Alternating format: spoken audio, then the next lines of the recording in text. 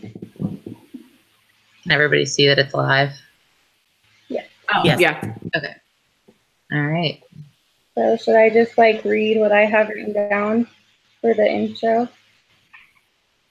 Are we just gonna read through everything? Yeah, sounds good. Okay. Yeah. Okay, I guess I'll go then. Are we like, we're doing the whole thing, right? Yes. Okay. I don't want to like keep going on and on. Okay. So the topic of our debate is the use of restraint and seclusion for people with autism and other developmental disabilities. I'm going to screen share really quick.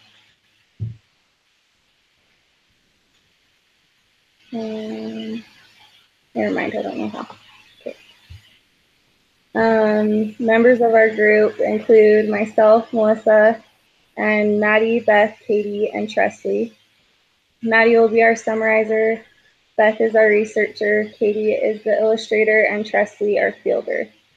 Beginning our debate, we'll first be discussing the pro research we have studied about the use of restraints and seclusion for people with autism and other developmental disabilities. Some pro points of our debate. The first pro point that will be discussed is the use of comfort rooms and voluntary seclusion for those with ASD to manage their behaviors. Our second point supporting the use of seclusion and restraint is that these techniques provide protection of others from aggressive behaviors, as well as protection of the client or student from hurting themselves. For our last point, we'll discuss how not intervening while a client engages in self-injurious behavior can be viewed as a form of abuse. I'm having a hard time talking. First, we'll hear from Maddie, our summarizer. Next will be Beth, our researcher. And last will be Katie, who is our illustrator.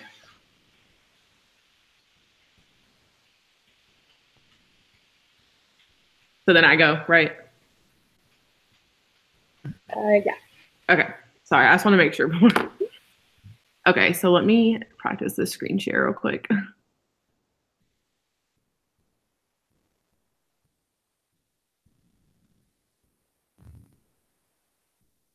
Can you guys see that? Yes.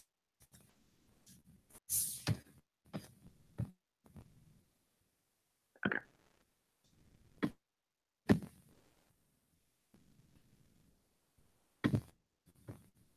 Okay, so although seclusion and restraint remains controversial, there is still a need for these procedures for times when self-injurious behaviors occur or there is aggression towards others.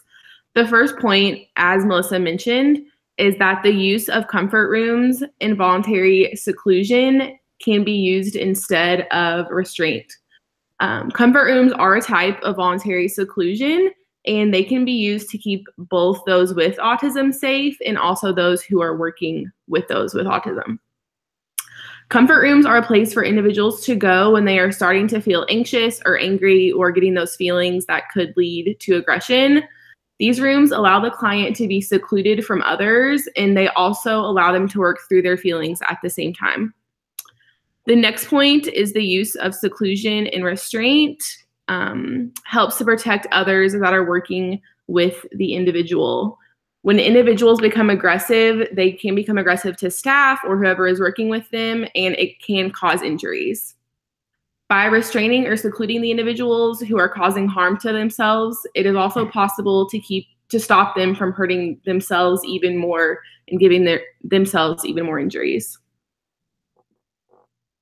And the last point, not intervening with the use of seclusion and restraint to stop the self-injurious behaviors can potentially be viewed as a form of abuse. That's due to the fact that when the individual is harming themselves, if we allow them to keep harming themselves and not intervene, that could be viewed as abuse.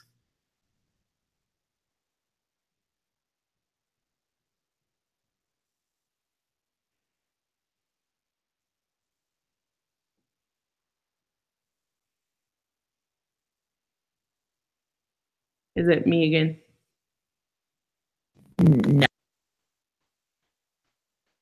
Is it still showing the screen? No, you're good. Did it work? Okay, Yeah. sorry. It's like hard because like I don't. I know you're good.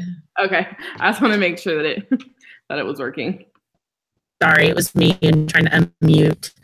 No, you're fine. I just want to make sure. Didn't know if there was like an exit button for the screen share, but you just press that green button again and it goes back to you. Okay. All right.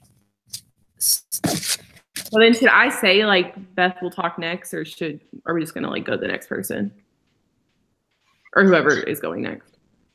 Right. Yeah, am I supposed to do the lead-ins to like the next part? I think it'd probably be better if, Maddie, when you're like, okay, I'm done now, like to say, and now Beth is going to go more in depth with the research. Okay. Maybe, and then Beth would say, like, now Katie's going to show us some illustrations. I don't know. Like that. I mean, All right. that's interesting. Okay. So I'll go ahead and go. Sorry. The use of comfort rooms and voluntary seclusion have provided an opportunity to help reduce the need for restraints, according to the research. One article written by Kim Civic said 92% of those using comfort rooms found them to be beneficial. The rooms have a way to teach those using them how to self-manage themselves and can allow the individual to gain some control. I think, yes, I think something's off with like the way I'm hearing you and it's like very choppy and staticky. Sorry. Is it better? It's the now? same way on mine. Is it any better now? Maybe try like hitting your microphone button like on and off. I don't know. I feel like you didn't sound like that before. Is it better now? It's like an echo or something. I don't know how to describe it. It's kind of making you sound like a robot. I don't know what. Well, that might be too bad. Yeah. I'm sorry. I don't know what to change. I've not done anything different. Maybe should she try like leaving the call and then coming back in? Maybe. Yeah, I have no clue. Yeah, me neither. Let me try it.